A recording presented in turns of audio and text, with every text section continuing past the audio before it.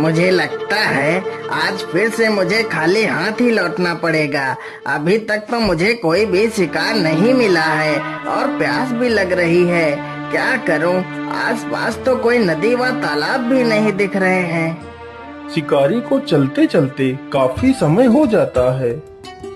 मुझे लगता है वहाँ पर कोई झरना है। हाँ हाँ, जल्दी से चलकर देख लेते हैं। अरे वाह, यहाँ तो एक झरना है। चलो जल्दी से पानी पी लेता हूँ।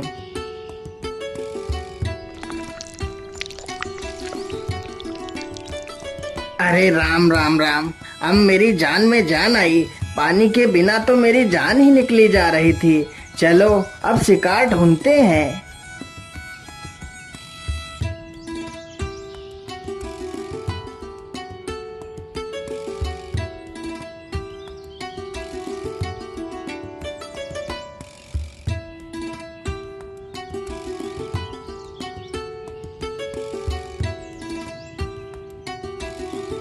ओहो, यह इस पेड़ पर क्या बैठा है? अरे वाह, यह तो एक सुनहरा बाज है। यह बाज तो बड़ा कीमती लग रहा है। शिकारी तुरंत ही अपना धनुष बाण संभालता है और बाज पर निशाना लगा देता है। कमान से तीर निकलते ही बाज को जा लगा, लेकिन बाज जमीन पर ना गिरकर आकाश में उड़ता हुआ चला जाता है। अरे चल चल चल चल चल, आज यह सारा खेत जोतना है। जल्दी चल। अरे राम राम राम, ये क्या है? इस बाज को तो किसी ने तीर मार दिया है, लेकिन यह बाज तो कितना सुंदर है, मानो इसके पंख सोने के हों। पानी पानी पानी। अरे ये बाज तो प्यासा है। रुको रुको, मैं तुम्हें अभी पानी पिलाता हूँ। वह किसान तुरंत जाता है और पानी का मटका उठा कर लाता है। फिर बाज को पानी पिलाने लगता है। मेरी मदद करो, मेरे शरीर से इस तीर को निकाल दो, मुझे बहुत दर्द हो रहा है। अच्छा अच्छा, रुको, मैं तुम्हारे शरीर से इस तीर को निकाल देता हूँ। सजीवन तुरंत ही बाज के शरीर से तीर को निकालने लगता है।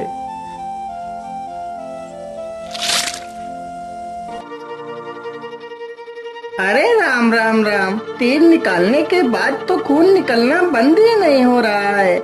चलो चलो मेरे घर चलो, मैं तुम्हारे शरीर पर दवाई लगा दूंगा, जिससे तुम स्वस्थ हो जाओगे। किसान तुरंत बाज को लेकर अपने घर जाता है और उसके शरीर पर दवाई का लेप करता है।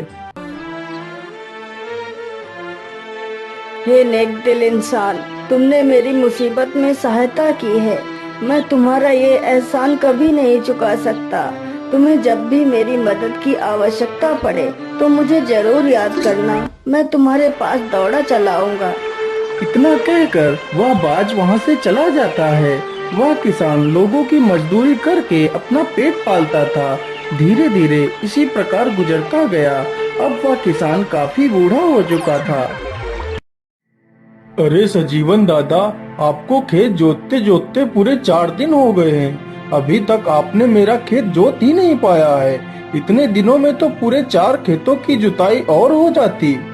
क्या करूं मालिक, अब मुझसे जल्दी जल्दी काम नहीं हो पाता है।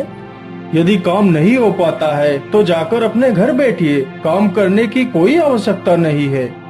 बेटा, यदि मैं घर बैठ जाऊंगा तो खाऊंगा क्या? मुझे कुछ नहीं पता, तुमसे कोई काम नहीं करवाना। ये पकड़ो अपनी मजदूरी और जाओ यहाँ से। बेचारा सजीवन चुपचाप पैसे उठाकर अपने घर की ओर चला जाता है।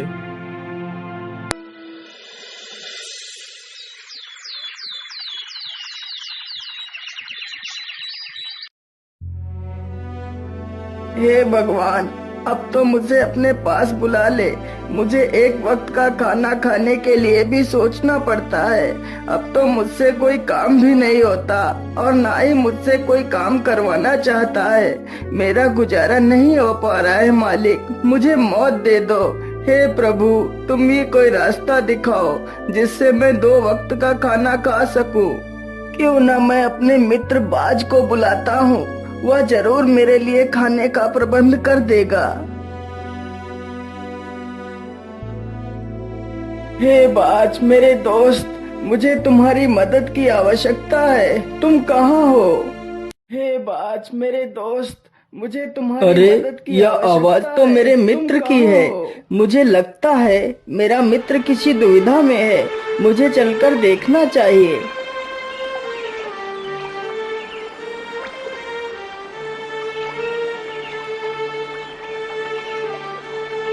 बोलिए मित्र, आपने मुझे याद किया। बोलिए क्या बात है? मेरे दोस्त, मैं बहुत मुसीबत में हूँ, मेरी सहायता करो। बोलो मित्र, तुम्हें क्या सहायता चाहिए? मेरे दोस्त, अब मैं बहुत बूढ़ा हो चुका हूँ, जिसकी वजह से अब मैं कोई काम भी नहीं कर पाता हूँ। आज मैंने 3 दिनों से कुछ भी नहीं खाया है। मेरे दोस्त, यदि तुम मेरे लिए रोज भोजन की व्यवस्था कर सको तो तुम्हारा बहुत एहसान होगा मुझ पर। तुम चिंता मत करो, मैं रोज तुम्हारे लिए समंदर से मछलियाँ ले आया करूँगा। उन मछलियों को खाकर तुम अपनी भूख शांत कर सकते हो। हाँ हाँ, तुम ठीक कह रहे हो बाज। बाज तुरंत ही मछलियाँ पकड़ने के लिए चल पड़ता है। वह चलते चलते समंदर के किनारे पहुँच जाता है।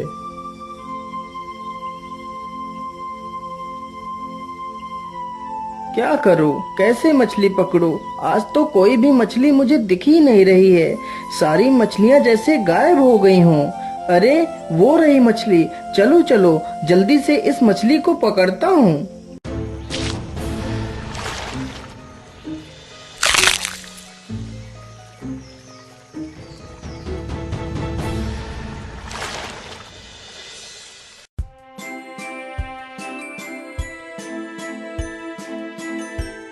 अरे वाह मेरे प्यारे बाज, तुमने तो मुझे मरने से बचा लिया, नहीं तो मैं भूखों मर जाता।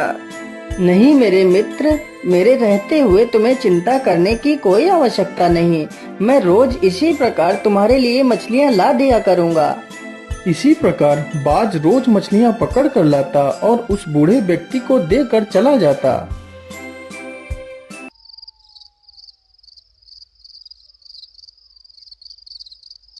अरे वाह वाह, अब तो घर में पड़े पड़े ही मुझे मनमाना भोजन मिल रहा है। अब तो मुझे किसी की मजदूरी करने की आवश्यकता भी नहीं पड़ती। खाने को तो मैं मछलियाँ खा लेता हूँ, लेकिन मेरे पास पैसा तो एक भी नहीं है। काश मेरे पास भी ढेर सारा धन होता तो मैं भी गाड़ी बंगला खरीदता, लेकिन गाड़ी बंगला मेरी किस्मत में कहाँ। अगले ही दिन बाज मछलियाँ पकड़ कर लाता है तो उसके सोने के पंख बहुत चमक रहे थे।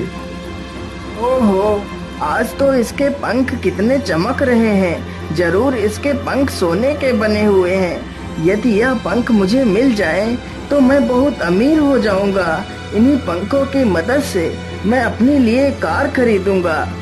क्या बात है भाई, आज तुम मुझे देखकर इतना चिंतित क्यों लग रहे हो? कुछ नहीं मेरे दोस्त, मैं बस यही सोच रहा था कि मेरी मदद के लिए मैं तुम्हारा शुक्रिया अदा कैसे करूं। मित्र, इसमें शुक्रिया की क्या बात है? तुमने मेरी जान बचाई थी, बदले में मैं तुम्हारी मदद कर रहा हूँ। इसमें क्या बड़ी बात है? इतना कहकर बाज वहाँ से चला जाता है।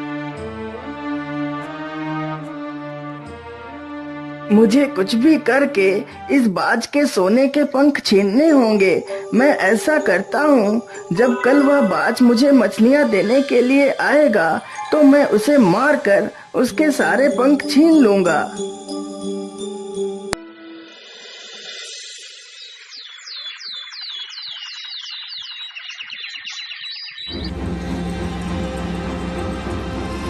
अगले ही दिन बाज जैसे ही मछलियाँ पकड़कर उसे देने के लिए आता है और वह जमीन पर बैठता है, तभी वह बूढ़ा व्यक्ति पीछे से आकर उस पर जोर से वार करता है और बाज को मार देता है।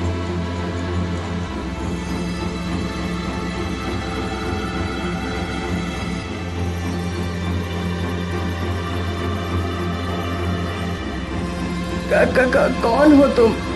मैं एक ऋषि हूँ।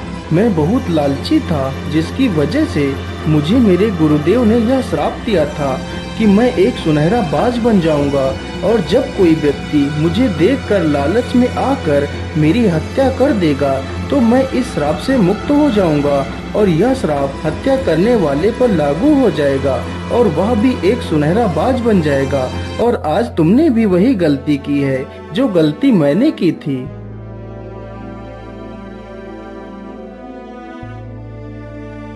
हे साधु बाबा, मुझसे बहुत बड़ी भूल हो गई है। अब मैं अपने वास्तविक शरीर को कैसे पाऊंगा?